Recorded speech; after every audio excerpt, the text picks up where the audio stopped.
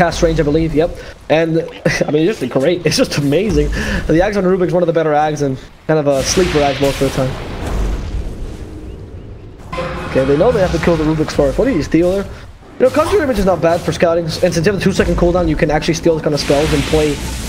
I love it because the Aghanim allows you to open up your spell repertoire so much more, because you can still spell like Conjure Image for a bit of, you know, not zoning out, for a bit of scouting, and then you can proceed to steal an actual spell, and you're not actually waiting a spell steal with an 18-second cooldown.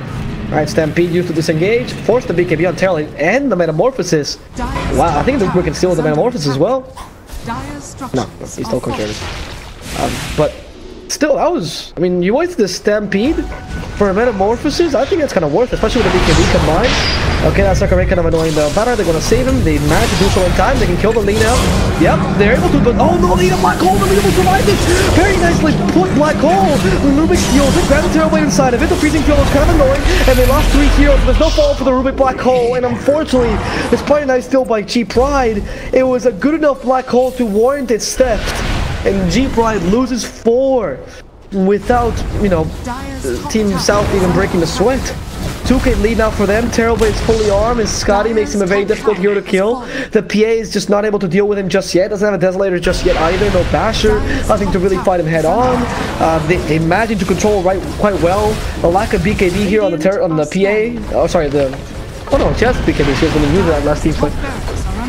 It's kind of screwing her over. Yeah, the shotgun ready for the Bat Rider as well. Yep, goodbye Bat Rider. The first thing the racks will fall. And a crosswind back there. Dire's top barracks. See ya, Private. And Slime. Oh, hexed up. Kill him. Yeah, easy. That's a bit difficult, honestly. What is Ryzen planning on doing? Oh, sorry, not Ryzen, Basoku. They can't really follow this up, can they? I mean, Sender's definitely trying, but I think there's a bit of a suicidal play. They catch him. Oh, Hope Stop is stopped. The immediate TP by the PA is at least Scragglers. Okay, now at this point it's pretty useful because the Terrorblade, you know, has TP'd away. You go for the easier Crystal Maiden, and you don't get the kill. At least you kill something. Desolator's almost up. I don't know how much that's going to help. Honestly, Terrorblade's still a very scary hero. Radiant structures are fortified. You only lost 1 lane of Rax though. You should still be able to get a good engagement up. Especially now they have BKB as a PA. She is very powerful now with a BKB in. She wasn't able to use the last team fight, so as long as you don't get caught out in a black hole like that, and you're able to cancel to some degree, you should be fine. Rubik, as you can see, is starting to fall off a bit. His black hole has not been too great either. What talents do you want to see? It's gonna be Roshan falling though. Oof. But no, man, they're actually able to fight this so close by, man. Roshan will fall now. Aegis, okay. Terrorblade walks in. He's been stunned. Can they keep him stunned? That's very important. Mr. Gate needs something else. BKB has been activated. Too late. Too late. They lost Oscar already. The PA activated BKB and can't really fight any further. And they can't go against the Terrorblade with a Sunder. They can't go against the Terrorblade with a Sunder. Are you listening to me? Well, so maybe this is what they're looking for. They haven't have Aegis. So, you know, Terrorblade is dead. Fate broke to finish him off. Exactly what they needed. Rubik really impactful here. And now the Crystal Nova slows down the Crystal Maiden. That's a really good lasso though, listen. The attempts to grab the leader, is unable to do so, but they just kill off the Enigma instead. G-Pride. Oh, no, do not show yourself there. Verna could kill you easily. However, the Aghanims does condemn her a bit. I think the Aghanims is close to just murdering her in one shot. It's pure damage, so. G-Pride though do take the advantage of that engagement pretty nicely. The PA actually manages to recover well. Only 4,000 difference between her and the Terrorblade is not that bad, frankly, considering it's a Terrorblade. Lina has a 3,000 difference with the Rubik, who's having a huge impact. He's going for BKB himself. So the Sunder probably. And they even catch a Shadow Summon in the bottom lane. It is quite important, I would say. Shadow Summon has also had a huge impact with the studs, so pretty major.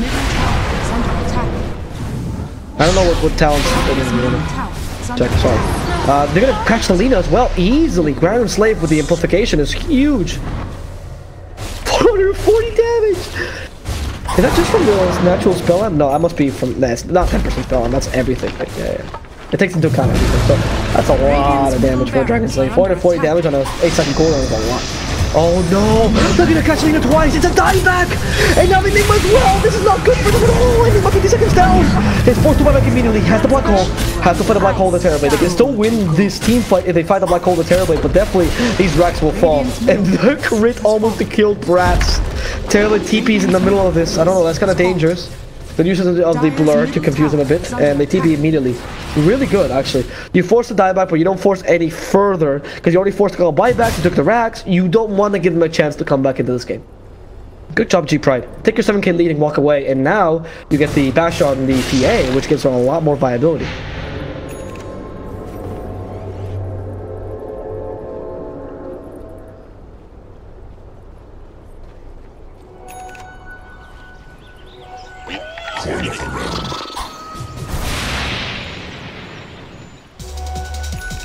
BKB for the Rubik is ready.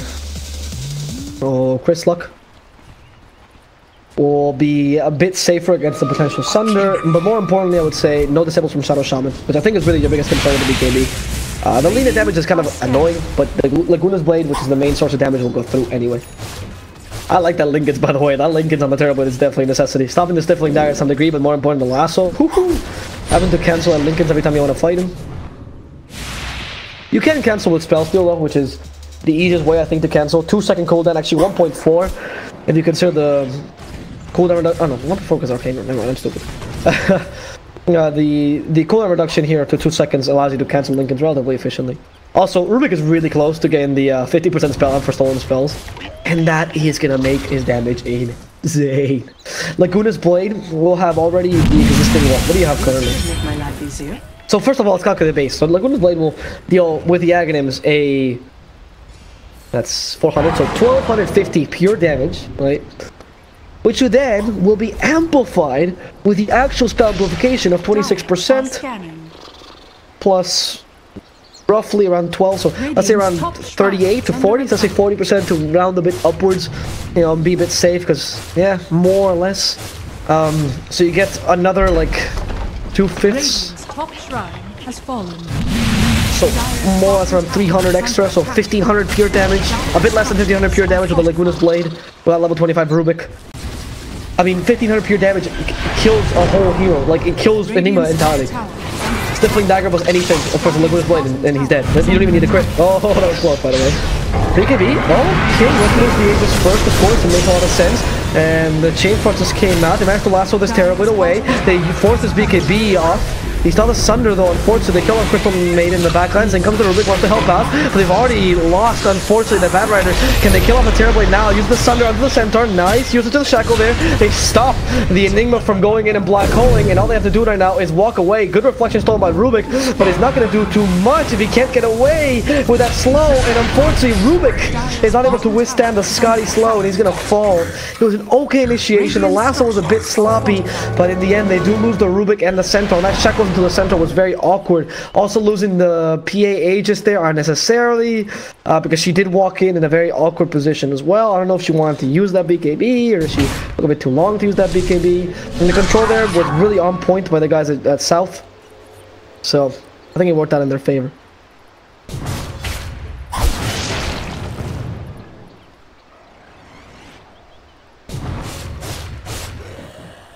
Dire's middle tower. Now you have the Abyssal Blade almost complete on Burna. He can still defend the high ground quite efficiently with Stifling Dagger, especially against the Terror. Oh no! Not like this, dude! No, that's not what you wanted! Good force up on Lich. Thank God for Burna. Thank God for that. Oh, come on, Lich. Save your teammate. Somehow. Get the BKB. You have to fight this. They're just gonna condemn the Lich. They force the BKB. Okay, they kill the Enigma. Fine, no black hole. This is pretty good, actually, but Burna might die in the process. Let's see Levi's back. The Stampede used. They can save Burna. This whole team saying Burna is worked out. Rubik in 23 seconds. They need him again. Another Sunder. He went for the Sunder cooldown reduction. It's working. He's using it liberally to keep himself up in high health so the crit won't kill him. Pretty clever. Dire's middle tower. I think they can take the racks here. It's actually a bit difficult, but that's the Enigma, so it's a lot of teams have the control. They're waiting for the Rubik to come back. Rubik is back now, pretty much. And they have to defend this tower. Where's the Frost Armor constantly being used? They can't. They're gonna go with the stun. They want to kill off the Terror Blade. A bit difficult though, because Sunder's available. They have to use stun. They have no more stuns anymore. Okay, yeah, use the gaze as well. Sunder about to come out. The Lucky Bash! And the Lucky Chicken out.